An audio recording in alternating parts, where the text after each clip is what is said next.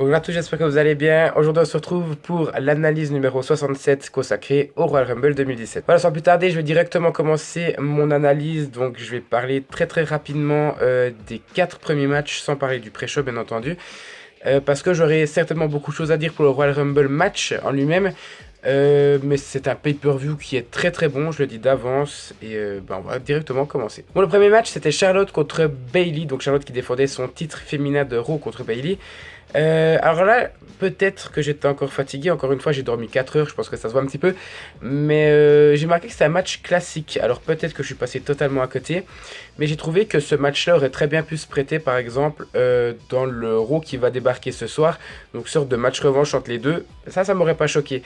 Là j'ai trouvé trop classique, un peu trop soft, j'ai marqué qu'il manquait le finish match entre guillemets, vous savez quand par exemple on l'a eu dans les deux matchs pour les titres majeurs, où il y a une partie où il y a des finishes qui sont appliqués et souvent ces tombées sont contrées. Là pas du tout, on a eu le super moonsault de Charlotte qui a été contré par Bayley et on a directement enchaîné sur un natural selection de Charlotte qui a porté la prise et qui a terminé le match. Ça arrivait très rapidement et du coup c'était très bizarre. Du coup j'ai pas vraiment vu le match passer. J'ai l'impression qu'il a duré à peine 5 minutes. Alors j'ai pas les statistiques, j'ai pas les chiffres là sous les yeux. Mais pour moi c'est trop court, c'est pas assez intense pour un Royal Rumble. Donc peut-être que je suis passé à côté. J'ai vu que sur Twitter vous étiez nombreux à l'avoir aimé. Moi c'est pas mon cas, enfin je dis pas que je l'ai pas aimé, mais c'est un match bon mais classique. Donc 16 victoires d'affilée de Charlotte en pay-per-view. C'est bien, de toute façon on sait qu'elle va perdre son titre à WrestleMania normalement, donc j'ai quand même mis la note de 6,5 sur 10. Deuxième match, et là c'est étonnant, Kevin Owens défend son titre universel contre Roman Reigns.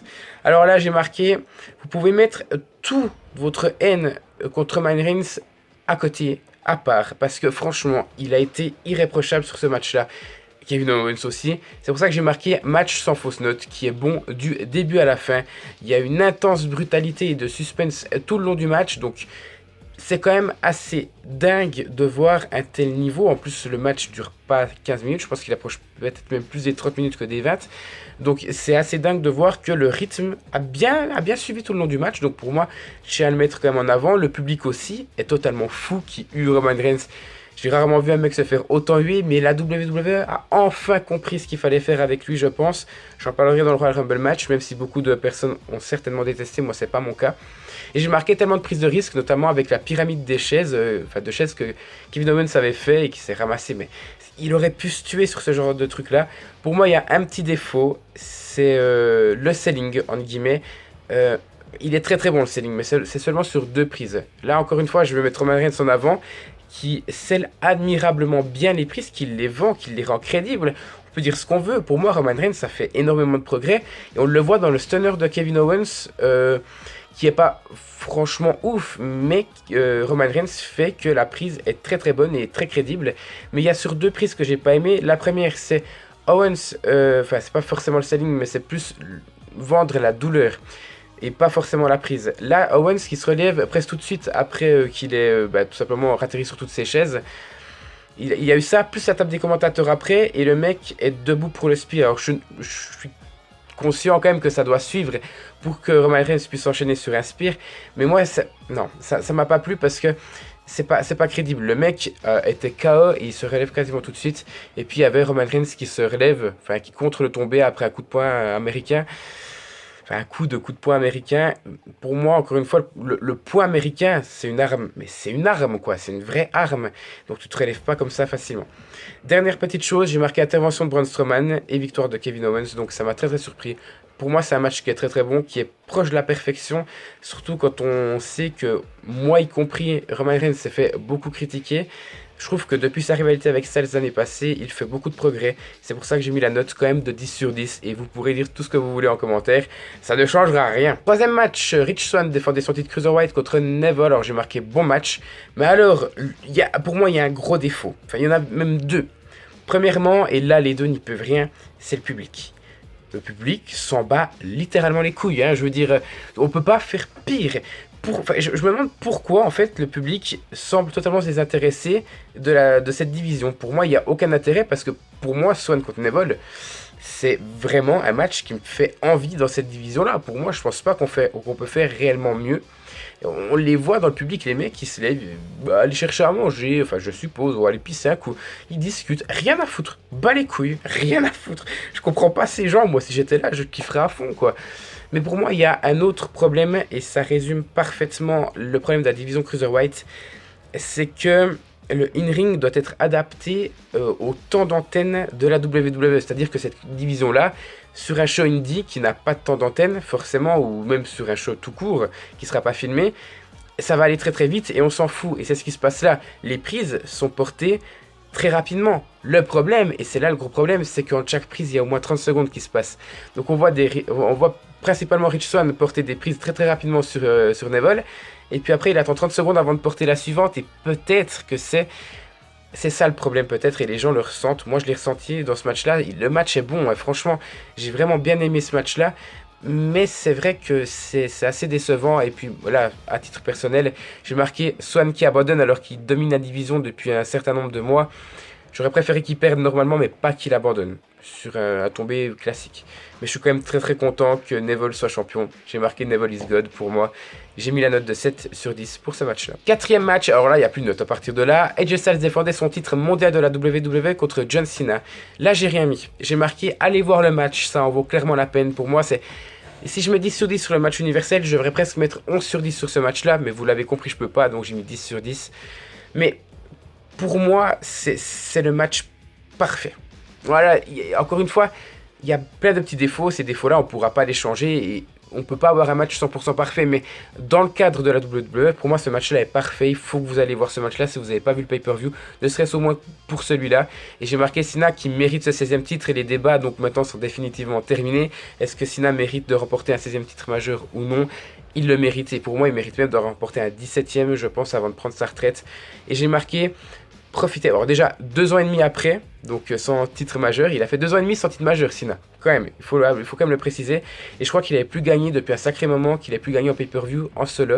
Donc il faut le préciser aussi. Et j'ai marqué, profitez. C'est vrai que c'est dommage pour AJ Styles, pour les gens qui apprécient Styles et qui n'aiment pas Cena, mais Cena ne va pas être là très longtemps.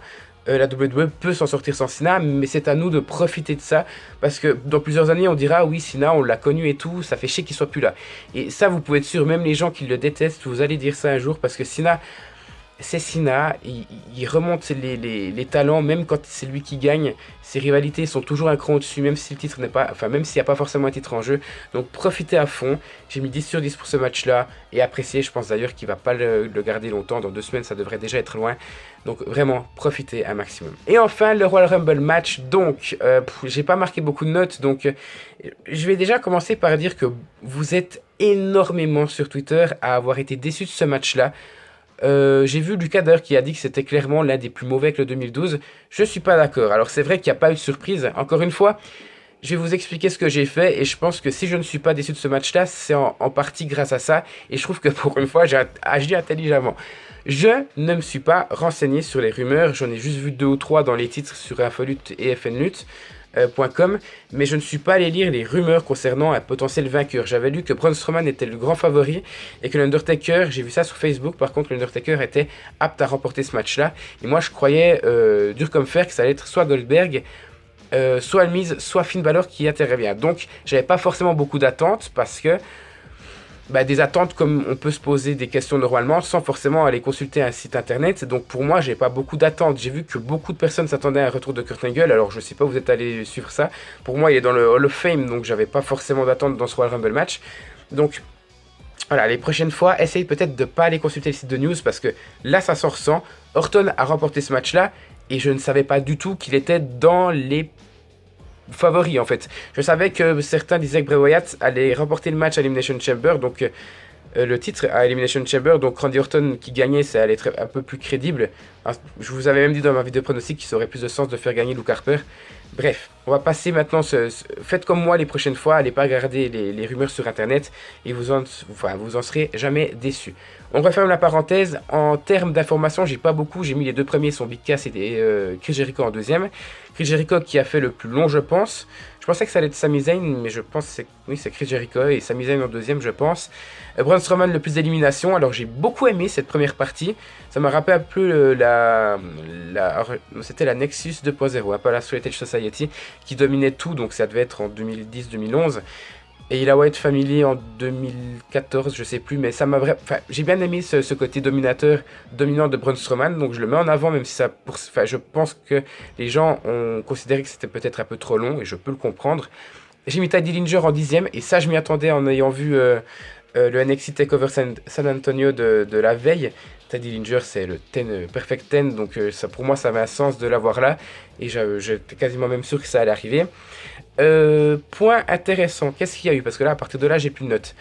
Il n'y a pas eu d'autres superstars de NXT. Je m'attendais à Joe et peut-être Nakamura, même si Nakamura, j'ai un peu plus de doutes. Pas de retour, donc je m'attendais à Finn Balor en 30ème, mais j'y reviendrai à cette fameuse 30ème place plus tard. Luke Harper, donc Luke Harper qui fait enfin un face turn. Je veux, maintenant que Randy Orton a gagné le Royal Rumble, je veux qu'il entre dans la rivalité entre Wyatt et Orton si jamais Wyatt venait à remporter le match à Elimination Chamber et donc le titre. Pourquoi pas Harper tout simplement qui gagne le titre à Elimination Chamber. J'aurais vraiment aimé qu'Harper remporte le match. Le Royal Rumble match, je vous le dis, j'ai été déçu quand c'est arrivé. Point négatif pour moi, c'est l'arrivée de Goldberg, Lesnar et Undertaker après la 25e place.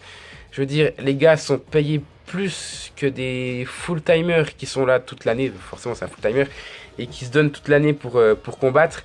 Moi franchement ça me saoule, enfin je veux dire, l'Undertaker à la limite je peux comprendre, mais Goldberg et Lesnar peuvent bouger leur cul et même arriver en premier et deuxième. Alors effectivement ça aurait manqué de sens parce que forcément ils auraient tout dominé jusqu'à la fin certainement, mais ils auraient très bien pu arriver dans les 20e. Pourquoi les faire arriver en dernier? Encore une fois, Lesnar et Goldberg n'ont rien fait et heureusement qu'ils n'ont pas remporté ce match-là. Déçu justement de la rivalité. Encore une fois, Goldberg botte le cul à Lesnar. Est-ce que c'était pas l'inverse? Donc pour moi, c'est un gros côté négatif là. Mais il y a un point positif qui est que oui, j'ai envie de voir Lesnar botter le cul de Goldberg à WrestleMania. Donc j'ai envie de voir ce match là.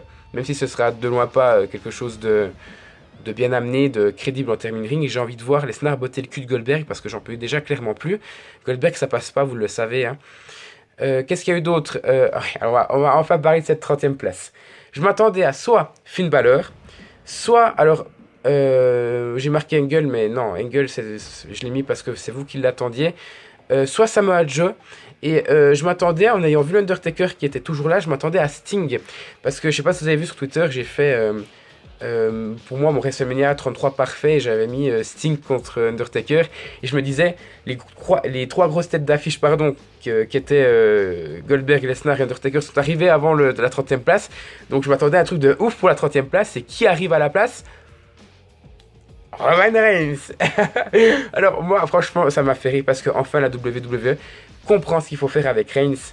Alors, je suis pas sûr que sa rivalité avec Undertaker, s'il y en a une, soit la meilleure qui soit, parce que oui, c'est Roman Reigns qui a éliminé l'Undertaker, allez comprendre. Bref, mais c'est pas cette rivalité qui m'intéresse le plus, mais c'est son utilisation. Au lieu d'essayer de le faire aimer, ils le font clairement détester. C'est du génie, c'est du génie. J'aurais moins trouvé ça du génie s'il avait gagné le match là, mais là, dans cette situation, c'est clairement du génie pour moi, donc je suis content de voir Roman Reigns arriver en 30e, même si effectivement j'aurais préféré un retour de Balor ou les débuts dans le main roster de Samoa Joe. Maintenant, le Final Four entre Chris Jericho, Roman Reigns, Randy Orton et Bray Wyatt. Je suis un peu déçu dans le sens où je voulais vraiment voir Bray Wyatt gagner en voyant les 4 derniers, ou pourquoi pas Chris Jericho parce que c'était la der des der. Mais le final entre Roman Reigns et Randy Orton, et Randy Orton qui gagne le match, encore une fois, je ne savais pas du tout que Randy Orton était un favori, donc je ne suis pas déçu. Mais ça fait quand même depuis Roman... Ben, attendez. Durant les 4 derniers Royal Rumble match, on a à chaque fois eu... Enfin, on a eu 3 fois sur 4 quelqu'un qui gagnait pour la deuxième fois. Il y a juste eu Roman Reigns en 2015... 2014 c'était Batista et 2013 c'était Cena. Donc sur les 5 dernières années, c'est la 4e fois sur 5 qu'on a quelqu'un qui gagne pour la deuxième fois le Royal Rumble. Donc ça commence un petit peu à me saouler dans ce sens-là. Mais voir Randy Orton remporter ce match-là, ça ne me dérange pas plus que ça. Donc je suis quand même assez satisfait et puis on verra par la suite. Certaines affiches sont déjà en train de se dessiner. Donc qui vivra verra, j'ai envie de dire. Moi j'ai pas envie de critiquer la carte de WrestleMania 33. Je suis pas là pour ça. J'ai envie de voir. Je suis bien hypé pour WrestleMania 33. Donc à voir. Concernant le Rumble match, j'ai mis 8,5 sur 10 et ça amène la note finale à 8,4 sur 10, ce qui a la 6ème place sur 67. Donc c'est un très très bon pay-per-view, ça enchaîne bien avec TLC si on met Roadblock de côté, et je pense que ça enchaînera très bien avec Elimination Chamber. Donc je suis satisfait de ce Royal Rumble pay-per-view, même si effectivement le Rumble match est est quand même moins bon que le 2016, mais est largement meilleur que le 2015, parce que le final de 2015 était juste horrible, et le 2014, niveau suspense, avait déjà tout tué dès le début. Donc je suis satisfait, il faut mettre un peu de côté ses envies et regarder le match comme il a été construit. Je trouve que c'est... Alors effectivement, ça manque un peu de retour ou de début, mais je suis pas insatisfait, je suis assez content de ce match-là et de ce pay-per-view en soi, voilà. N'hésitez pas à mettre ce que vous en pensez dans les commentaires, à liker la vidéo et à la partager sur les réseaux sociaux si vous l'avez aimé, tout simplement. Encore une fois, je le répète, alors là, vous voyez, c'est l'habitude, mais les likes, likez la vidéo si vous avez aimé le pay-per-view et dislikez la vidéo si vous ne l'avez pas aimé. Encore une fois, je le répète, vous avez aimé le pay-per-view, vous likez. Si vous avez détesté le pay-per-view, vous le détestez, vous dislikez ma vidéo. Donc ça me permettra de voir un peu ce que vous en pensez, sans forcément commenter. Les commentaires, c'est vraiment du bonus. Comme ça, je pourrais commenter avec les autres pay-per-view. Voilà. 16 minutes, c'est un petit peu long, donc on va s'arrêter ici. Je vous remercie d'avoir suivi cette vidéo. Encore une fois, n'hésitez pas à mettre ce que vous en pensez dans les commentaires. Et nous, on se retrouve tout bientôt pour la suite de la chaîne.